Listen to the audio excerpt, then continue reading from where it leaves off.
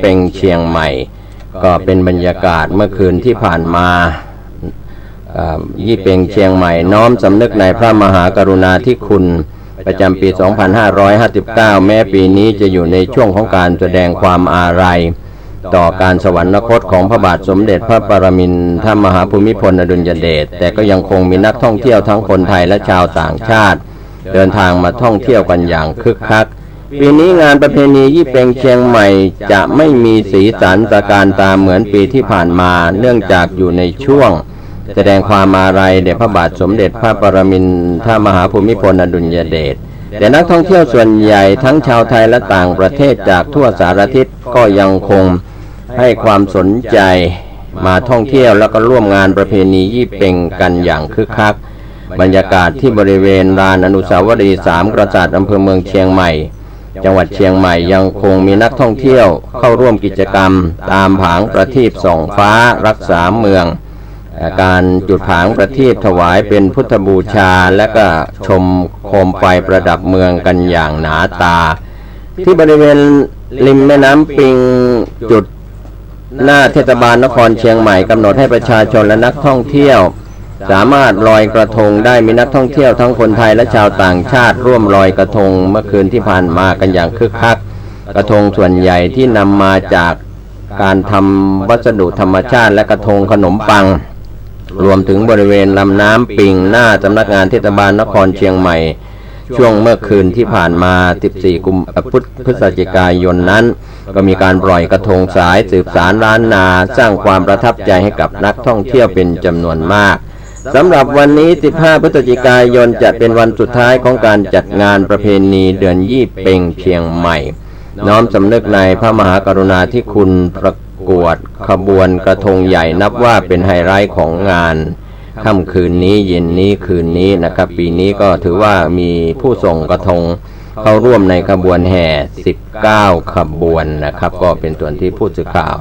ในพื้นที่เชียงใหม่ได้รายงานข่าวกันเข้ามาส่วนจังหวัดแม่ฮ่องสอนผู้สื่อข่าวได้รายงานกันเข้ามาเช้านี้มูลนิธิบรรเทาสาธารณภัยแม่ฮ่องสอนเตรียมมอบเครื่องกันหนาวในโครงการต้านภัยหนาวปีนี้โดยนายโชตินรามนทนรองประธานมูลนิธิทำการแทนประธานมูลนิธิบรรเทาสาธารณภัยจังหวัดแม่ฮ่องสอนกล่าวถึงมูลนิธิร่วมกับมูลนิธิปอเต็กตึงจากกรุงเทพจัดโครงการต้านภัยหนาวมอบสิ่งของเครื่องกันหนาวแล้วก็เครื่องยังชีพจำนวนหลายรายการกับผู้ประสบภัยหนาวในท้องที่อำเภอแม่ลาน้อยจังหวัดแม่ฮ่องสอนในวันอาทิตย์ที่ 20 พฤศจิกายน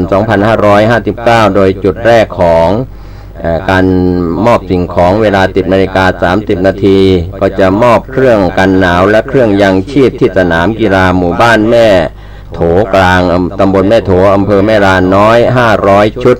จุดที่ 2 เวลา 13 นาฬิกามอบเครื่องกันหนาวและเครื่องยังชีพที่สนามโรงเรียนบ้านหัวลาตำบลสันติคีรีอำเภอแม่ลาน้อย500 ชุดก็ประชาชนในพื้นที่จะไปรับคูปองจากทางเจ้าหน้าที่ทุกหมู่บ้านในตำบลแม่โถและตำบลสันติคีรีเพื่อนำคูปองไปรับสิ่งของตามเวลาดังกล่าวนะครับก็เป็นเรื่องราวช่วยเหลือผู้ประสบภัยหนาวในพื้นที่ส่วนธกส.ชี้แจงมาตรการช่วยเหลือเกษตรกรในพื้นที่ภาคเหนือโดยนายสุพัฒน์เยี่ยวฉายผู้ช่วยผู้จัดการธนาคารเพื่อการเกษตรและสหกรณ์การเกษตรหรือเรียกชื่อย่อว่าธกส.ก็เป็นประธานประชุมซักซ้อมมาตรการช่วยเหลือเกษตรกรกับผู้บริหารและเจ้าหน้าที่ธกส.ในพื้นที่ภาคเหนือในส่วนการประชุมทำความเข้าใจที่เชียงใหม่ก็มีการประชุมซักซ้อมมาตรการช่วยเหลือเกษตรกรตามนโยบายของรัฐบาล14 โครงการก็เป็นโครงการสินเชื่อเพื่อชะลอการขายข้าวเปลือกนาปีการผลิต 2559/60 การช่วยเหลือค่าเก็บเกี่ยวและปรับปรุงคุณภาพข้าวให้กับเกษตรกรรายย่อยผู้ปลูกข้าวปีการผลิต 2559/60 มีการแนะนำให้เกษตรกรผู้ปลูกข้าวตากข้าวให้แห้งความชื้นไม่เกิน 15% จะสามารถเก็บรักษาข้าวเปลือกได้นานและก็มีคุณภาพ ในระหว่างการเก็บเพื่อรอการขายจะได้ราคาที่ดีดังนั้นเกษตรกรผู้ปลูกข้าวสามารถขอรับสินเชื่อจากธกส.ได้ตามอัตราที่รัฐบาลกำหนดใช้เกณฑ์ราคาตลาดแล้วก็ธกส.ให้ราคา90%ของราคาตลาดนะครับก็เป็นส่วนที่ทางผู้สื่อข่าวก็ได้รายงานข่าวนี้กันเข้ามานะครับส่วนงานยี่เป็งถวายเป็นพุทธบูชาที่จังหวัดลำพูน14 พฤศจิกายนช่วงค่ำคืนที่ผ่านมาเมื่อวานนี้ที่วัดดอยติอำเภอเมืองจังหวัดลำพูนสภาอุตสาหกรรมท่องเที่ยวแห่งประเทศไทยเขตพื้นที่1สมาคม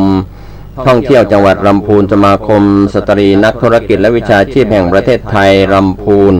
ร่วมกันจัดงานโคมยี่เป็งถวายเป็นพุทธบูชา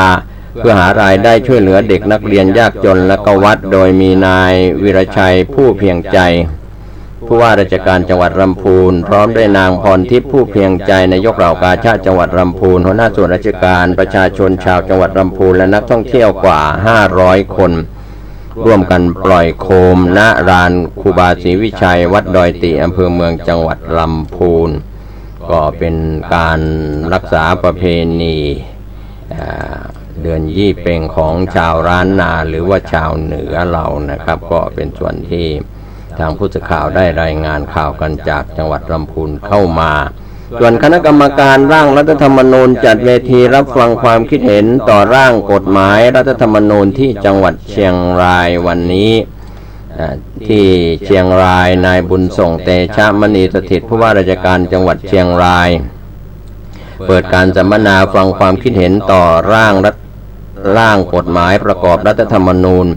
จัดโดยคณะกรรมการร่างรัฐธรรมนูญร่วมกับคณะอนุกรรมการรับฟังความคิดเห็นร่างกฎหมายประกอบรัฐธรรมนูญและสถาบันพระปกเกล้าเพื่อเปิดโอกาสให้ประชาชนในพื้นที่ก็มีอดีตสมาชิกสภาผู้แทนราษฎรสมาชิกวุฒิสภานักการเมืองท้องถิ่นหน่วยงานราชการในพื้นที่นักวิชาการอาจารย์จากมหาวิทยาลัยต่างๆสื่อมวลชนและประชาชนทั่วไปร่วมแสดงความคิดเห็นต่อร่างกฎหมายประกอบรัฐธรรมนูญที่องค์กรอิสระที่เกี่ยวข้องยกร่างเสนอต่อคณะกรรมการร่างรัฐธรรมนูญเพื่อนำไปประกอบการพิจารณาในกระบวนการตรากฎหมายทุกขั้นตอนนะครับที่เชียงรายก็เป็นส่วนที่ผู้สื่อข่าวจากเชียงรายได้รายงานข่าวนี้กันเข้ามานะครับก็ที่พะเยาบ้านแสนสุขหมู่9ตำบลนาปรางอำเภอปงจังหวัดพะเยาจัดงานลอยกระทงไหลเรือไฟนะครับผู้สื่อข่าวจากพะเยารายงานบรรยากาศกันช่วงค่ำคืนที่ผ่านมาชาวบ้านแสนสุขหมู่ที่9ตำบลนาปรางอำเภอปงจังหวัดพะเยาจัดงานลอยกระทงไหลเรือไฟและก็กระทงสายอย่างสวยงามลอยในลำน้ำงิมในคืนวันลอยกระทงครั้งนี้ถือว่าเป็นการจัดขึ้นเป็นครั้งแรกปีแรกยึดถือประเพณีอันเก่าแก่ของชาวเหนือล้านนา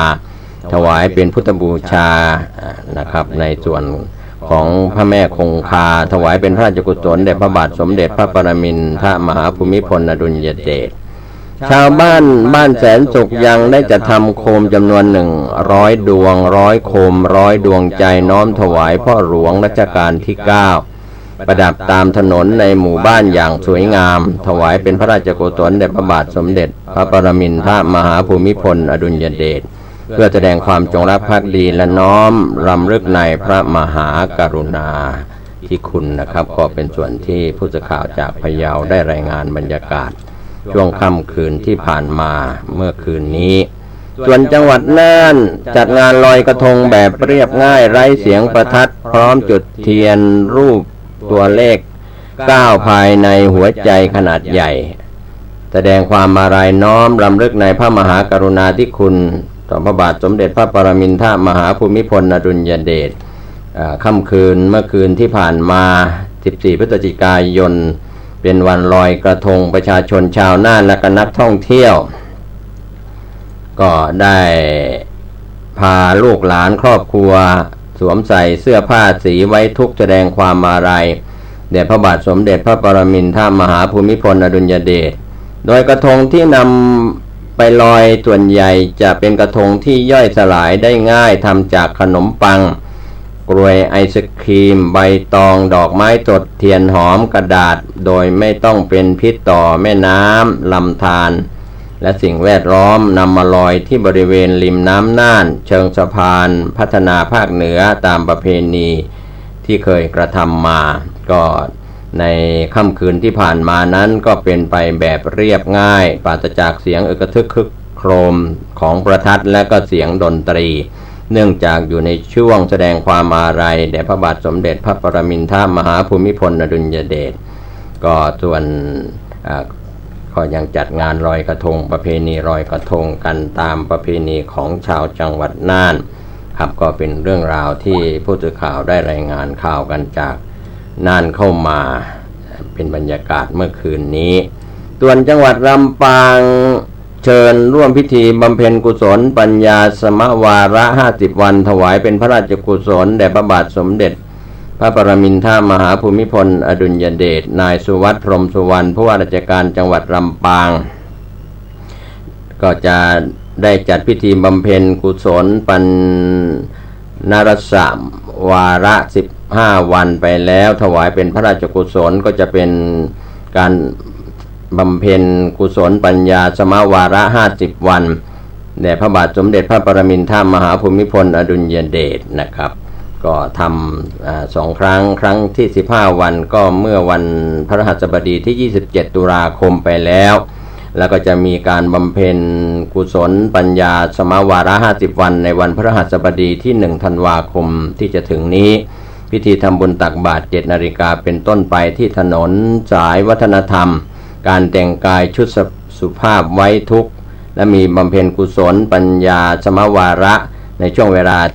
15:52 นาทีณวัดพระเจดีย์ซาวหลังพระอารามหลวง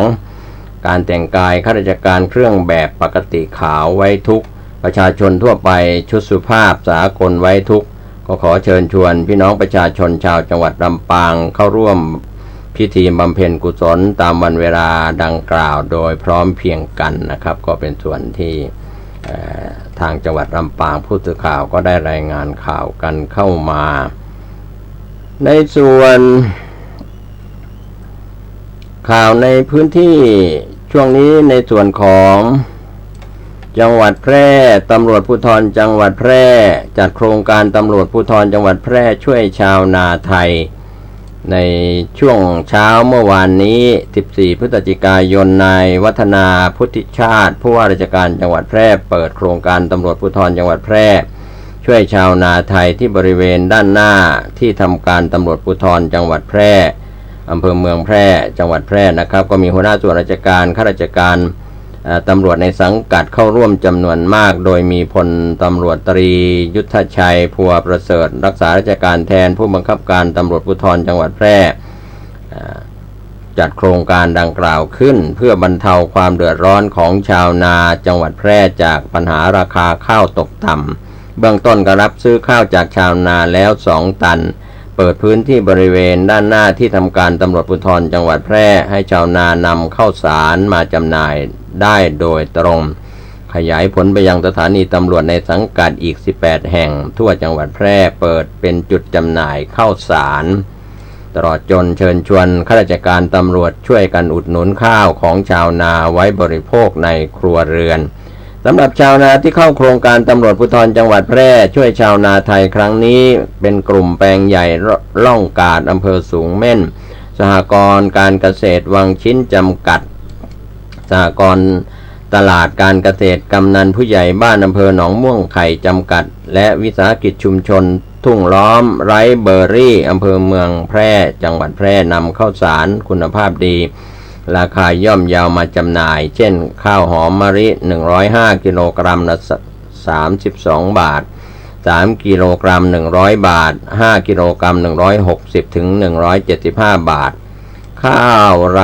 เบอร์รี่กิโลกรัมละ50 บาทข้าวกล้องหอมมะลิข้าวลืมผัวและก็ข้าวกล้องเหนียวกิโลกรัมละ60 บาทก็เชิญชวนเกษตรกรชาวจังหวัดแพร่นำข้าวสารไปวางจำหน่ายได้โดยตรงพร้อมทั้งเชิญชวนประชาชน มาร่วมกันอุดหนุนได้ตั้งแต่บัดนี้เป็นต้นไปที่บริเวณด้านหน้าที่ทำการตำรวจภูธรจังหวัดแพร่และสถานีตำรวจภูธรใกล้บ้านท่านในจังหวัดแพร่ทุกแห่งนะครับก็เป็นส่วนการอุดหนุนช่วยเหลือชาวนาไทยก็เป็นเรื่องราวที่แก้ปัญหาในส่วนของเกษตรกรชาวนานะครับให้เราได้รับรู้รับทราบว่าชาวนาเป็นผู้ผลิตโดยตรงก็ขายกับผู้บริโภคโดยตรงก็จะถึงมือผู้บริโภคโดยตรงศูนย์ช่วยเหลือลูกหนี้กระทรวงยุติธรรมสร้างภูมิคุ้มกันหนี้นอกระบบให้กับประชาชนผ่านเกมโดยเกมทางเลือกทางรอดหวังให้ประชาชนได้เรียนรู้ข้อกฎหมายรวมถึงรู้จักวางแผนการใช้จ่ายเงินให้ดียิ่งขึ้นโดยผู้สื่อข่าวได้รับการชี้แจงจากนางอุมาพรแพรประเสริฐพนักงานสอบสวนคดีพิเศษชำนาญการพิเศษศูนย์ช่วยเหลือลูกหนี้และประชาชนที่ไม่ได้รับความเป็นธรรมกระทรวงยุติธรรมว่าปัจจุบันประชาชนบางส่วนได้ประสบปัญหาเกี่ยวกับการเป็นหนี้โดยเฉพาะหนี้นอกระบบหนี้สินที่เกิดจากการทำสัญญาเช่าซื้อความสามารถในการเข้าถึงแหล่งทุนเนื่องจากขาดคุณสมบัติหรือศักยภาพด้านรายได้ปัญหาด้านวินัยทางการเงิน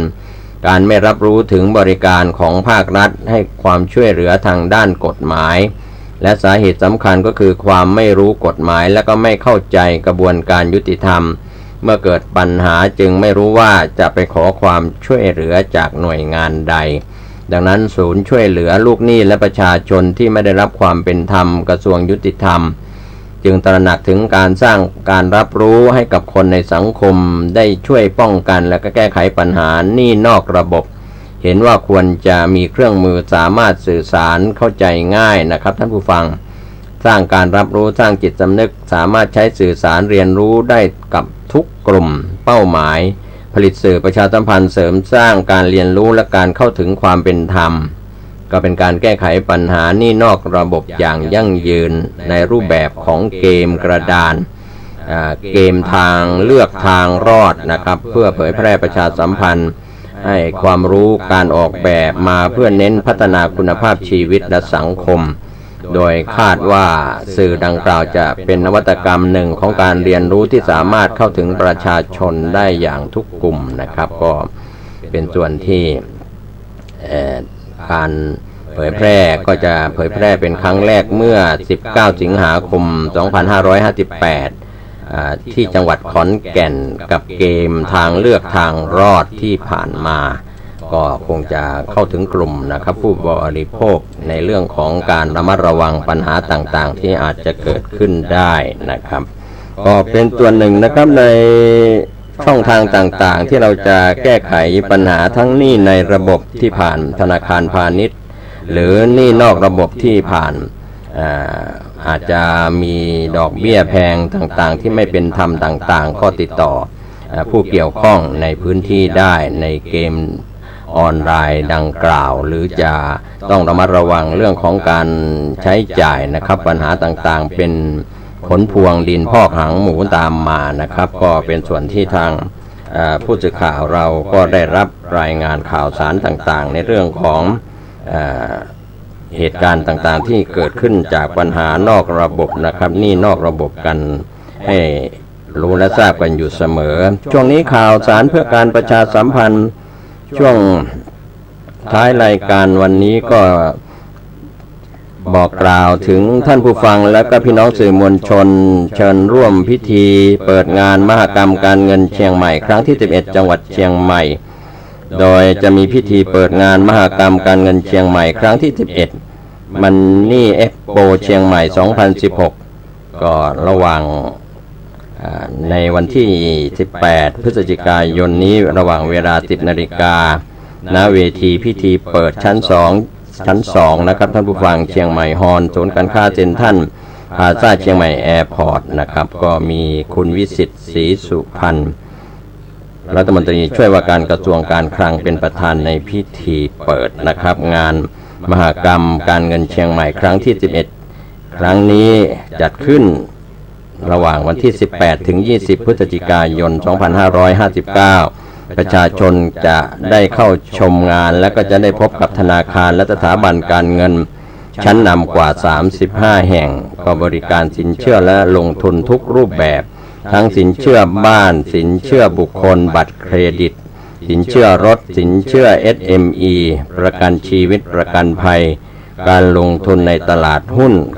กองทุนรวมภายใต้เงื่อนไขและก็โปรโมชั่นสุดพิเศษดอกเบี้ยเงินกู้เริ่มที่ 0% ดอกเบี้ยเงินฝากสูงและก็กิจกรรมสัมมนานะครับก็ขอบคุณในส่วนฝ่ายประชาสัมพันธ์งานส่งข่าวมายังทีมข่าว9นาทีก็เชิญชวนนะครับวันเปิดงาน18พฤศจิกายนนี้ครับก็ที่เดิมนะครับแต่ที่เคยสถานที่จัดงานทุกปีเป็นปีที่11แล้วก็อย่าลืมนะครับช่วงท้ายรายการร่วมกันสร้างอุโบสถ